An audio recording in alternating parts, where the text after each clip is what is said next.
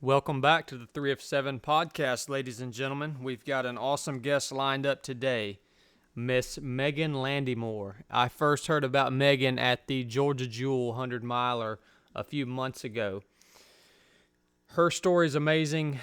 In 2018, Meg ran the Georgia Jewel 6 months after giving birth to her second child, and she broke the course record and finished first place overall in the 100-mile distance.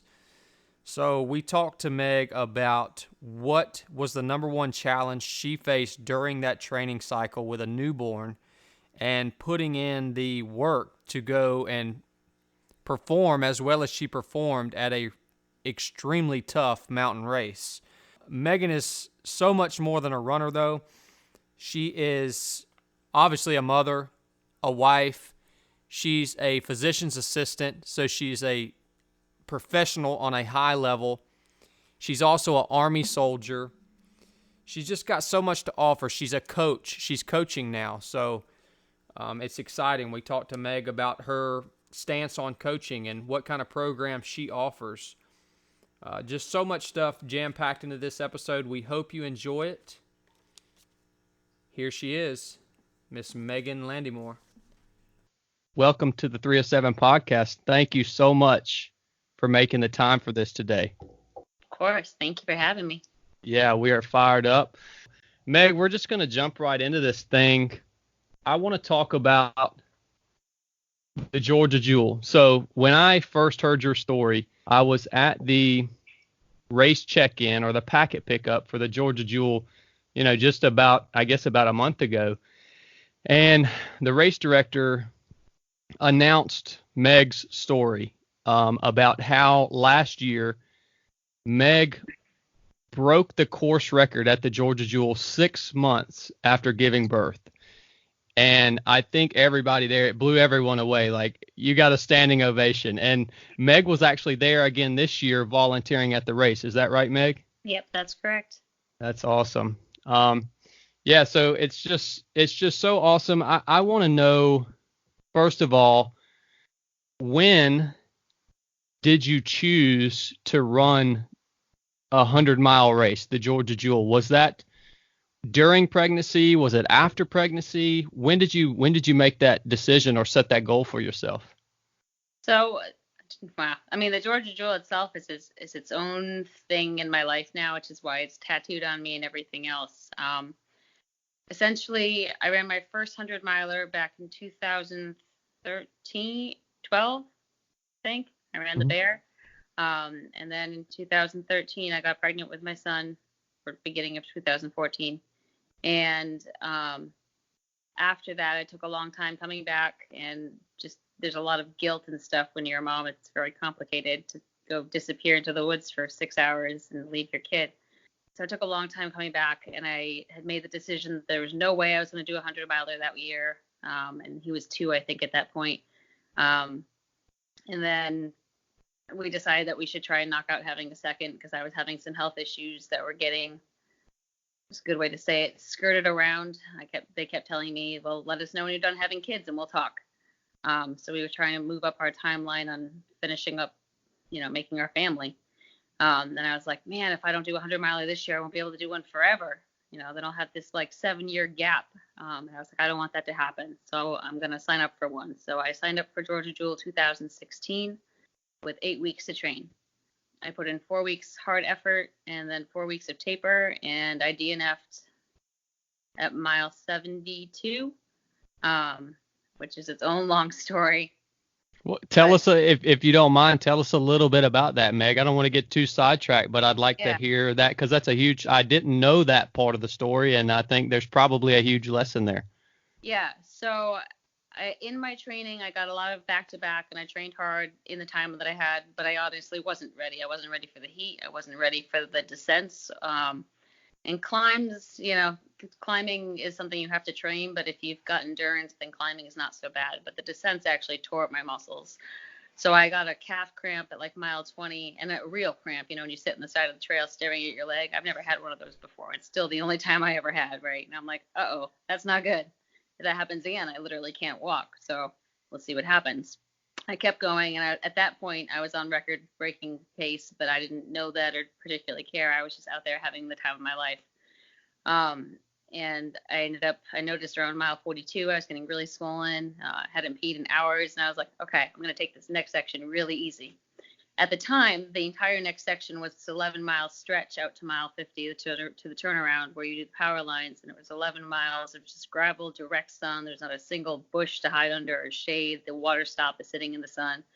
So, it was hot, and it was pretty bad. So when I got to mile 50, they're like, we got to get you out of here. And I was like, no, I got to sit because I'm not in good shape right now. I was like, I'm peeing Coca-Cola. This is not good.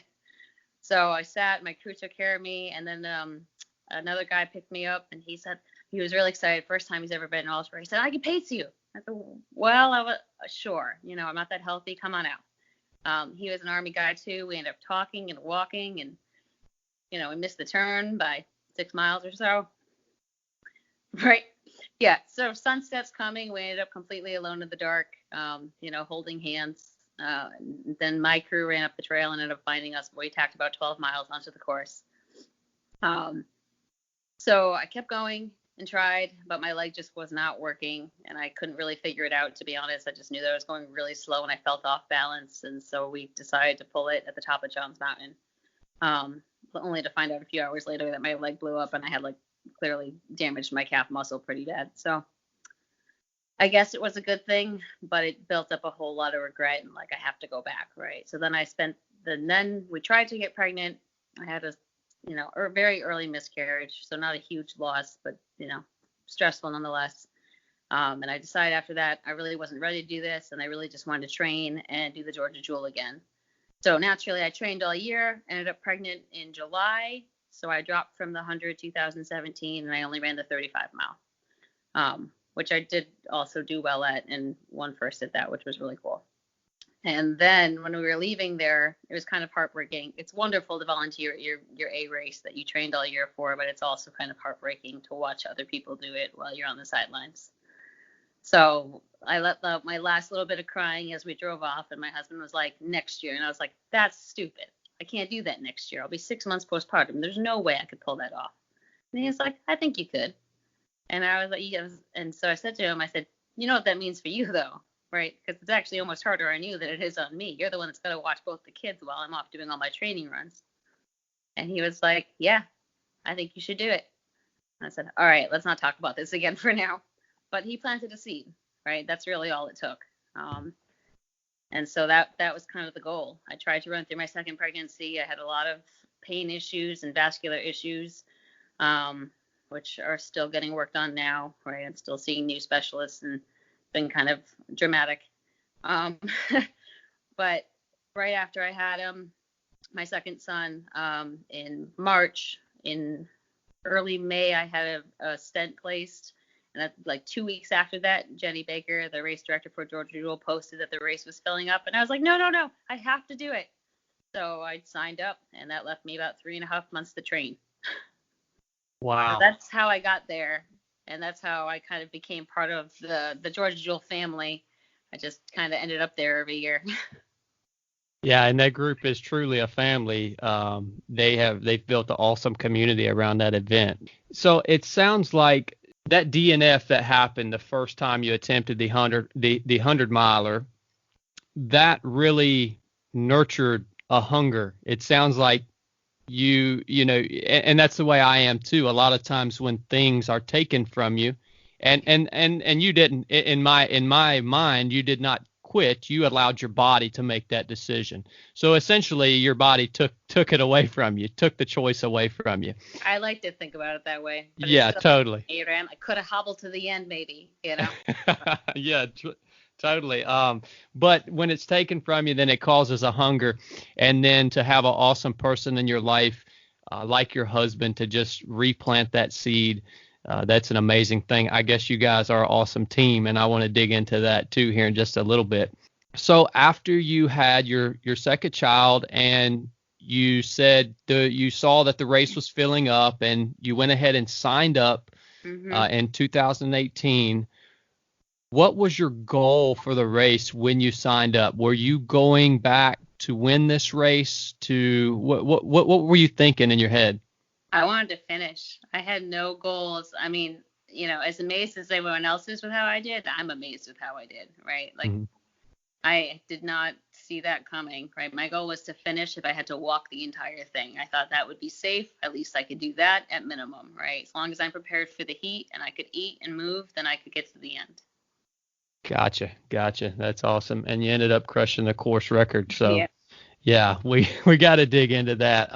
I want to ask you about balance. So I want to focus specifically on that training cycle. So when you decided to sign up in 2018 and you've got that training block ahead of you, obviously you put in the work during that training block because there's no way you could have performed the way you performed. So I know you had to have been training really hard. Can you talk to us about balance specifically for other female ultra runners or aspiring ultra runners that may be in the same situation that you were in back then? How did you learn and utilize lessons to balance your work, your training, and your home life? It's complicated. I mean, balance always is, right, and it always shifts and it's always changing, so we never really get it right, right? It's always something we're working on. Um, but my big thing for that was to get time on my feet, right? Was to squeeze it in where I could, to break it up how many times I had to. So I had multiple days that I had 3 runs in one day, and I would do it that way. So I almost had like a back to back to back to back, and then it would take 2 or 3 days off to recover. Like I would get as much mileage as I could and just time. I didn't do any speed or anything like that. I did a lot of stair stepping and stuff like that I could do before my kids woke up just in my house, right? I just put a weight pack on and just climb steps. And that was most of my strength and everything else because I wasn't, I couldn't get too quickly back into strength either because your core still has to heal after having a kid and rebuilding everything. So I couldn't do speed. My nutrition was kind of a mess, to be honest, because I just had to eat, right? Like I was still healing. And early on, I was still breastfeeding. So, that's a whole another thing. So it was like, I can't even try to be careful right now. I just need to eat whatever I need to eat and support the mileage that I'm putting down. And so, I mean, it really is almost like miraculous how it came together because I would have never thought. I mean, I worked really hard. I put in a ton of miles at weird hours. I don't know how many times I put both my kids to bed and then went out for a 20-mile run around where I live, which is like streets and communities, right? It was boring and awful. But that was when it worked. I could get home by 1 or 2 in the morning, pass out for a few hours and be ready, to be there. Because my kids always come first. That was sort of the disjointed balance. But it worked, and I crammed in heat training wherever I could get 20 minutes. I go to the sauna and things like that. Let me ask you this too, Meg. How hard was it to go from the trail or the road or wherever you were training, and you're the ultra runner, you're in that element and you're in that mindset, and then you go from there back into your home and you've got to be a mom and a wife and just a whole nother it's a whole nother existence. So how could you switch that on and off? I mean, because I imagine it sounds like you had to do that multiple times a day. Was there like any decompression time in between the training to when you would walk in the front door and feel your role as a mother and a wife and a soldier and a professional? Was there any decompression between that? I mean, how do you switch it on and off? Not really. And to me, that's the hardest part. That's the hardest part to me of being a mom and being an ultra runner or, anyone with too many hobbies, however you want to put it, right? But that's the hard part. I mean, someone was doing a study or something. They wanted to know why more females in the age group between like high 20s to 40 don't run ultras. And it's because it's less often, it's not as fun. It's not as relaxing. You're spending that time away stressing about getting back to your family and knowing that the minute you walk in the door, you don't get to relax and make yourself a really awesome breakfast and sit down and stretch and do what you're supposed to and roll out. You are just pretending like you did nothing because your kids have no idea what a half mile is or what a 20-mile run is.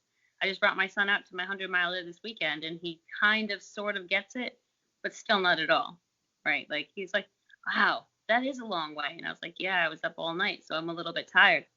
And he was like, yeah, I'm kind of tired too. Like, yeah, okay. Right. He has no idea. And I can't expect him to. And so you just show up, you know. But yeah, it does wear you out over time. That's so awesome, Megan. It's I think it's amazing that you found a way to fill all those roles: professional life, mother, ultra runner.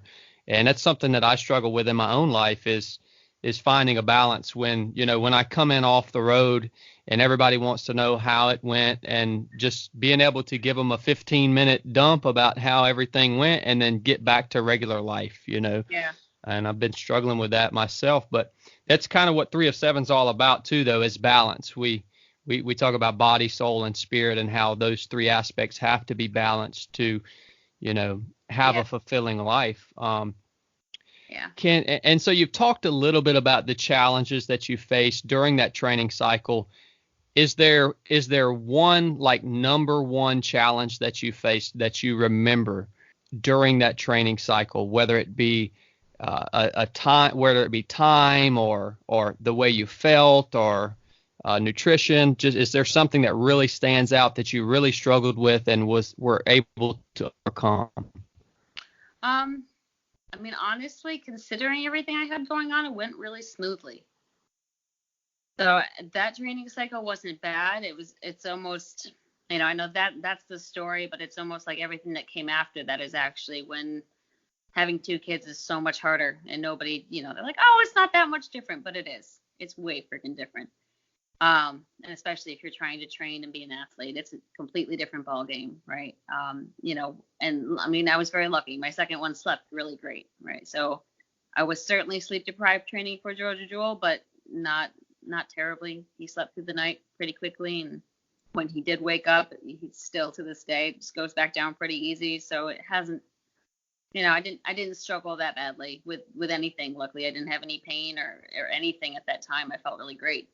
That's amazing. And I wanted to, last question about the training block. I read a great article about you earlier today, and it's actually listed in the bio on your Instagram page. And it was so wonderful. But one of the things that stood out in that article to me was you talking about your husband, and how, and you just said it earlier, how it might be harder for him to go through this training cycle at this time than it may have been for you.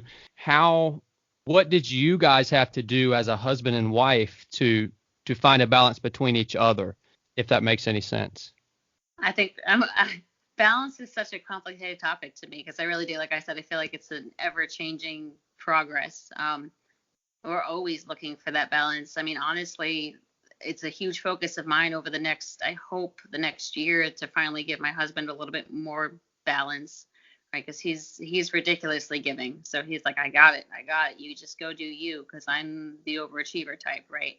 I'm going to go run a 100-miler, and then I'm going to join this, and I'm going to get certified in that. And, oh yeah, I'm going to open a business. And, and he's like, cool. I'm like, but wait, what do you want to do? Right? He wants to go back to school. And so we're working on getting him back to school for his master's, hopefully next fall. I'm like, I promise there's going to be time for you. We had some conversation during training, either right after or right before Georgia Jewel last year. And, he wanted to do the 18. So he's done the 18-miler at Georgia Jewel both last year and this year. And he said something to me like, well, I don't have to run because you're the one training. I was like, listen, I'm always going to be training for something. We have to make time for you. He won't ask for it. I have to be like, hey, we've got 3 free hours. You want to go do something? I kind of have to push him out the door, and then he loves it. But that's kind of our balance. Is, for better or for worse, I'm kind of our leader, and I make all the plans and kind of make things happen. And so he lets me do that, and that requires me to also kind of push him and be like, hey, it's your time.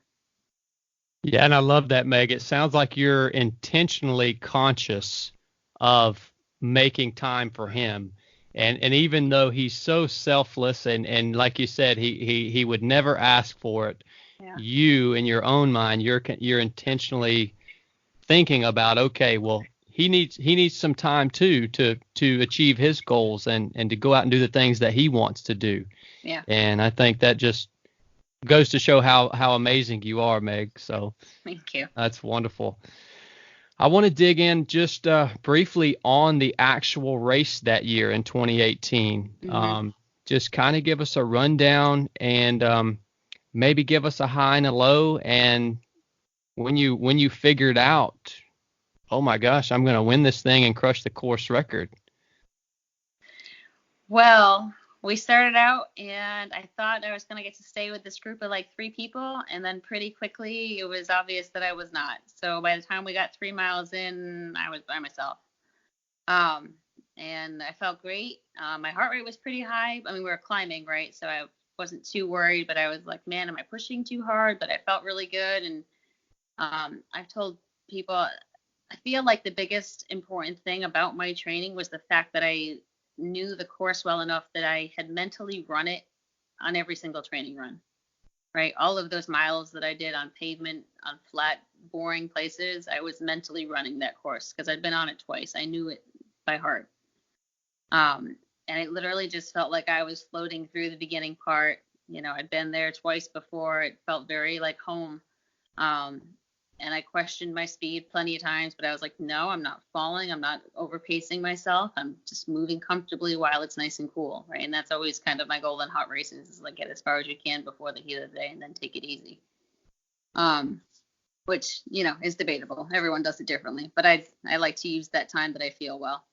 And that worked pretty well for me, you know, and then I joked, a couple of the guys that run the aid station on Johns Mountain, I joked with him because he said, what time do you think you come back? Because last year, which they took it out this year, there was literally a 12-foot cliff that you had to climb up and then back down Johns Mountain.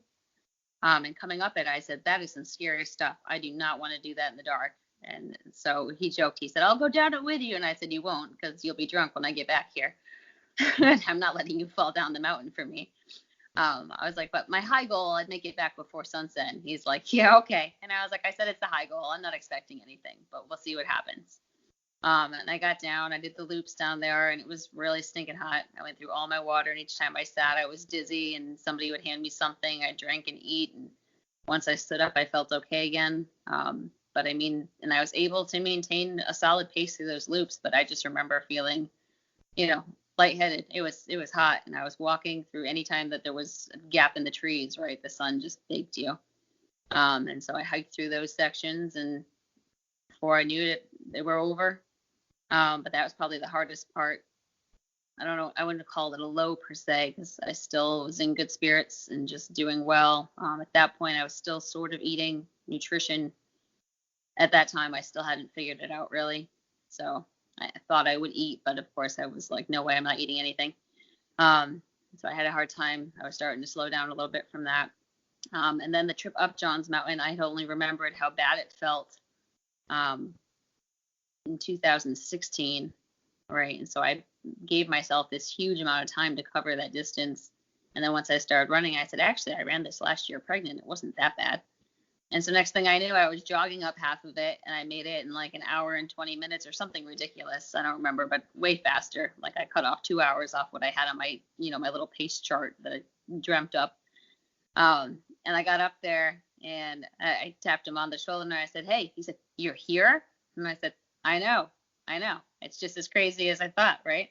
And so I was like, well, listen, I have to go because the sun's setting in 20 minutes and I have to get down the damn mountain before the sun goes down because I don't want to fall off that cliff.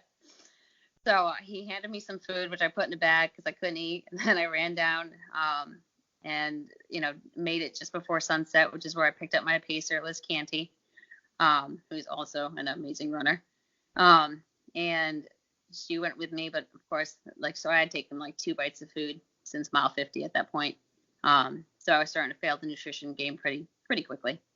But I was still moving well. By the time we got to 80-something, Snake Creek, I think, at mile 18. I think that was the last place. My husband made me an avocado wrap, and I took like 2 bites, and I left it on the table, and he was like, you should walk with it. And I was like, nah, I'm good.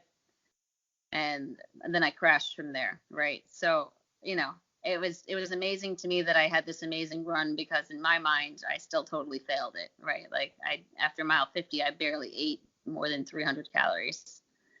Somewhere around mile 90, Liz went into my pack and grabbed whatever I had and was like, "Eat this."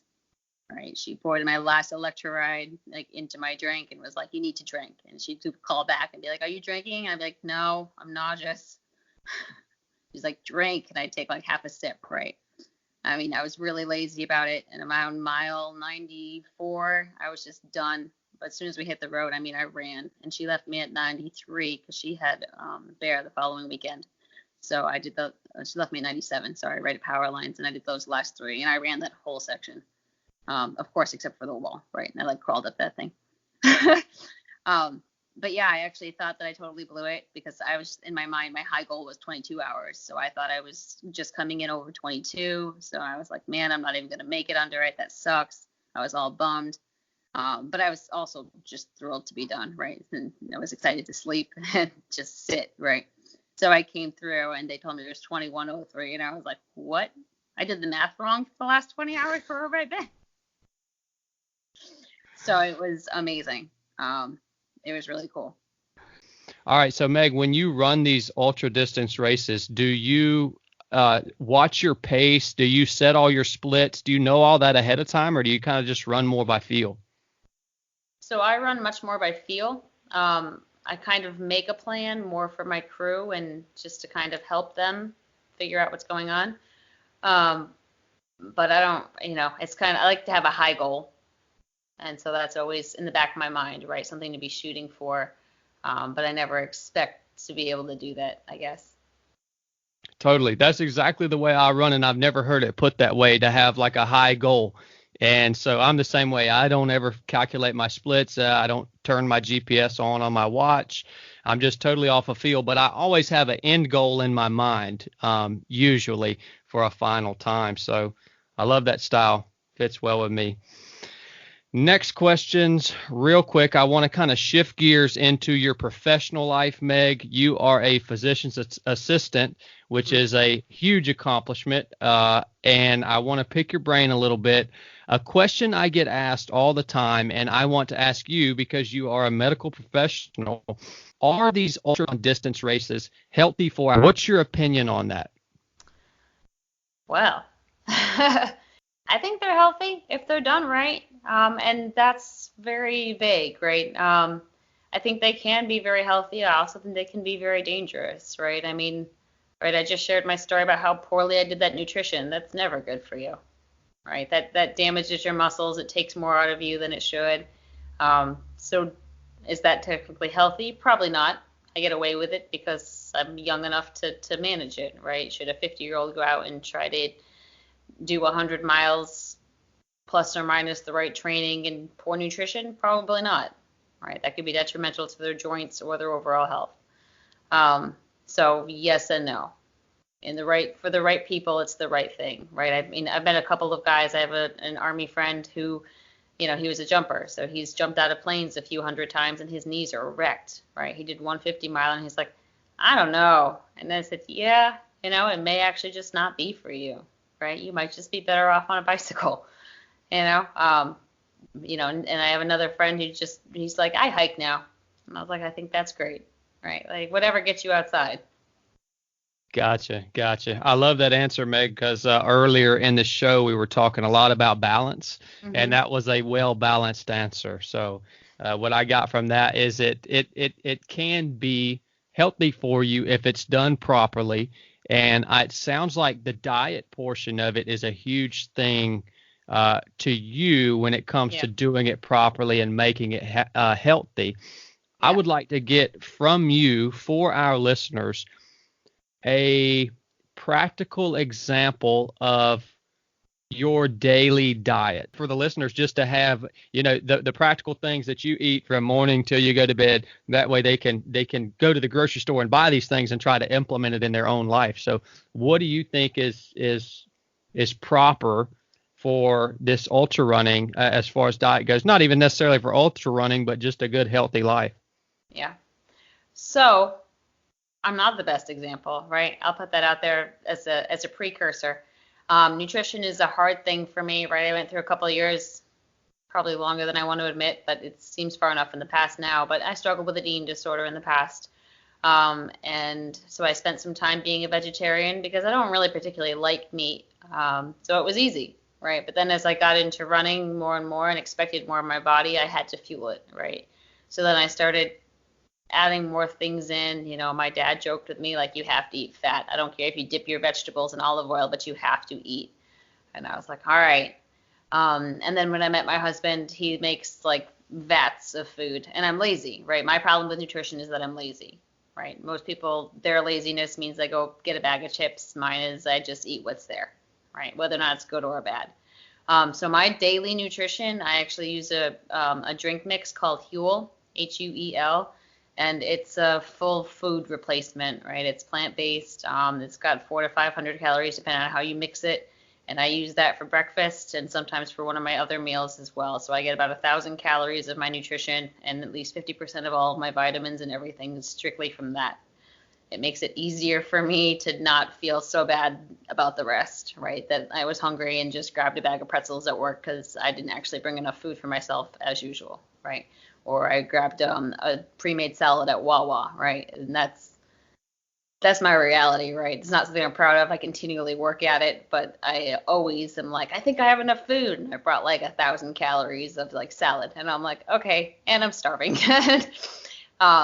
So I'm always short and end up finding whatever it is I find, which is rarely something I would suggest, right? And people, you know, and that's the hard part as a runner is that everyone around you, where you would hope them to be more supportive because you're a runner, you need to eat more healthy. Instead, everyone's like, oh, but you run, who cares? Eat the cake, right?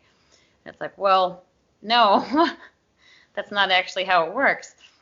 Right? I actually want to decrease my inflammation and be able to recover. So I actually would really rather have like something real. So on a good day, right, I have a couple of fuel shakes, and then I try to have some real meal of some sort, right, which varies. Often it's like chicken and some vegetable and whatever kind of side, like a rice or something that my husband's already made, and I just warm it up, right? With my kids, they eat completely different, so it's kind of our house is not the way I was raised, right? With everyone sits at the table and eats together. It's a little messier than that, so mine's always a little bit messier too. So nutrition's a hard one for me, and I'm not a glaring example of something that I think everyone should do.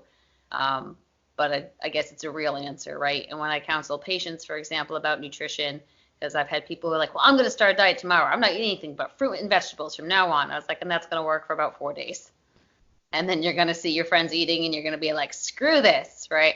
Like, don't try so hard. Just know what you're doing, right? It's being conscientious about what you're doing for yourself and what you should be doing for yourself, right? If you make the bad choice, if you choose the candy bar over the salad or whatever it is you were supposed to eat, so what, right? You're human. You should enjoy life, but be aware of the fact that you made that decision, right? It's finding balance in that too.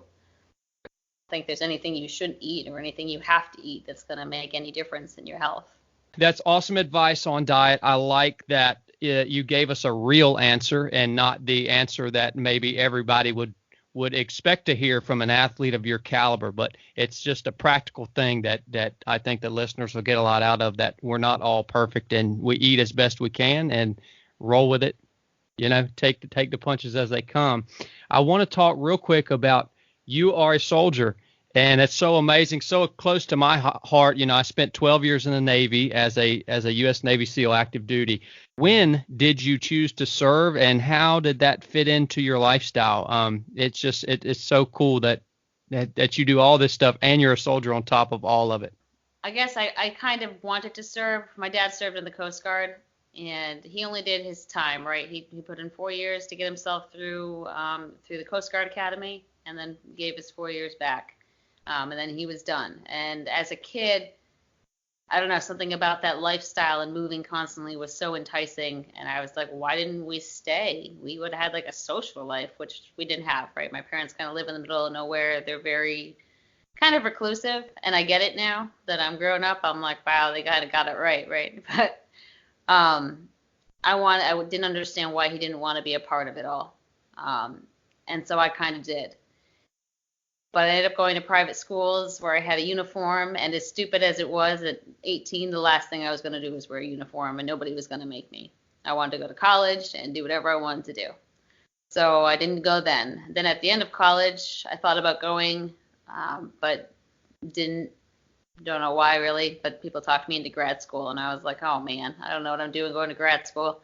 Ended up with a medical degree and started working at Johns Hopkins, and great hospital, amazing doctors, but my actual job was pretty terrible. I didn't see patients much. I pretty much stared at a computer screen and copy and pasted stuff, and I was like, this is not it. I still want to do more with my life than this. So I started talking to recruiters and trying to figure out what to do, and that was about the same time I started volunteering with the 6th Branch, which is the organization my husband took over about almost 7 years ago now, which was a brand new baby nonprofit at the time. He kind of built it up from scratch, and we volunteered there together. And then on the sidelines, sort of, I helped support him building it.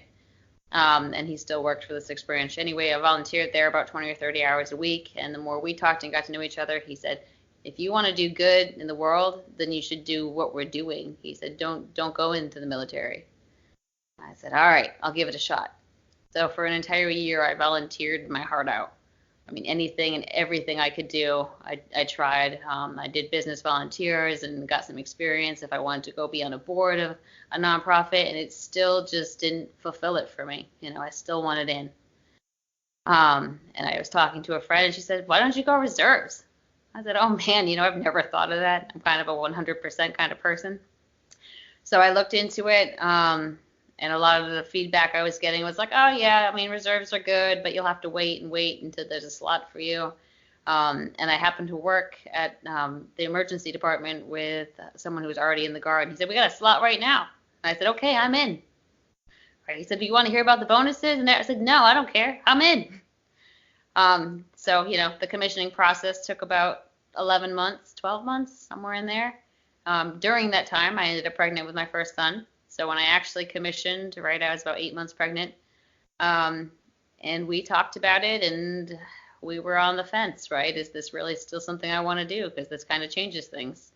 And I said yes, and I don't know. I'll never know if that was really the right answer, right? I'm glad I did, I think, but it's been hard. It's been hard to be away at all, right? Even, you know, it's just a weekend a month most of the time. But it's other things you have to do, right? Your service is so much more than that time you spend there. Silly things, whether it's driving to the closest, you know, fort whatever. For us, it's Fort Meade to buy uniform pieces, or, you know, as an officer, a lot of stuff isn't handed to you, which is fair, but also complicated when you have a civilian life to manage as well. So I'm really impressed by the people that I've served with. I don't know how they've done it for as long as they have. Yeah. So it's been awesome. I work as a physician assistant in the military as well, so I'm a medical provider. Most of what I do is making sure that soldiers are ready to deploy if they need to. What I was thinking about when you were telling that story is you said, you know, as you were going through those stages of your life, and then you spent that year volunteering your heart out, but there was still something that, I guess there was still maybe I don't know if you call it a hole, or there was something that was still driving you to serve. Do you think that was that a patriotic thing, or was that a wanted to be part of something? Does that make any sense? Yeah. I wanted to be a part of something, and I wanted to be something where I felt I could really give my all and give back to people somehow. So going through all of this, it brought me back here, right? And ultrarunning. Ultrarunning is what I do. It's what I love. It's the people I love. And being able to start coaching people, that's been the best thing that's ever happened to me. Right. That's awesome. I mean, I only coach a couple athletes, and I started last year, but it was realizing like, hey, I really do have something to offer. And that's been the most enjoyable part, right? It was once I was in the military and had less time for races that I realized that most of the people that were following me followed me because it did something for them. Right. And so most of the good I was doing was my posting silly pictures of myself running around every day. And I was like, that's the good I'm doing. I was planning to like save people's lives, you know, but, you know, it's just smaller than that. it's how you help people through the day, right? Yes, yes. No, I agree 100%, Meg. And that's a perfect transition. I want to hear a little bit about your coaching services. I want you to give our listeners the information of how they can find you and follow you. And are you taking on new clients now? I mean, because I think you offer a very special perspective, and I think that you have a lot of knowledge that other coaches are not going to have, not only because of what you have done with your ultra running, but because you are a soldier, because you are such a professional. I want you to, I mean, I would love you to be my coach. So, I mean, is there room for more? How can people find you? I mean, right now it's just messaging me either through Instagram, Facebook, or email. Right now I don't have any account set up. I kind of gave myself a 5 client number. So once I had like 5 steady clients, I'd go ahead and pay for a website and do the whole thing. But I've been, it's not my goal to be a full-time coach, right? It's my goal to help the people that I can, right? So it's not about, I don't know, it's just not about that, right? But if it ends up being about that, it'd be okay. In fact, it would be amazing. I would love to help you. I'm happy to work with you in terms of pricing, timing, whatever. My goal is to try to be very one-on-one with everybody, right? So I mean, not necessarily near you, but I use the platform that we can talk almost every single day because things change from day to day, and your plan should too. Awesome, Meg. And the coaching, is it specific to ultra running, or I mean, would you be willing to coach other runners that may be interested in maybe marathon distance or less distance? Yeah, I'm certified to coach in all distances. I particularly like ultra runners. I don't want to put anyone in a box, but no, I mean, I'm happy to coach marathoners. I would probably struggle more with coaching someone how to run their fastest 5K ever. It's just not really my personal interest. I can still help people and I can set up a plan. All right, amazing. Thank you so much, Meg. And where can people find you on Instagram and reach out to you with a direct message? That's the easiest way to get a hold of you right now. Probably Okay. at Meg Landy Ultra. All right, outstanding. Easy day. Thank you so much for your time, Meg. Of course. Thank you for what you're doing. Not only with this podcast, I would encourage you to do more because you have an amazing story and such an amazing skill set that I don't know anyone else who has the skill sets all in one package that you have. Thank you. So yeah, thank you so much for coming on. This is 3 of 7 podcast. Enough said.